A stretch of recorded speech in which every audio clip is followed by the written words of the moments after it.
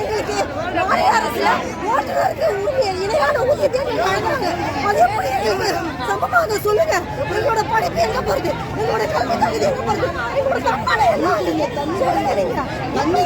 அது நினைச்சாலே எங்களுக்கு ஒவ்வொரு இடைவெளியும் ஆனா எங்களுக்கு புரிய நடத்துக்கு யாருமே எடுக்க மாட்டாங்க. என்ன பண்றதுன்னு நீங்களே சொல்லுங்க சார். பொதுமக்கள் கிடையாது கொடுத்து ஒன்றும் சம்பள உயர்வு கேட்கல. சம்பள உயர்வு கிடையாது. இது வந்து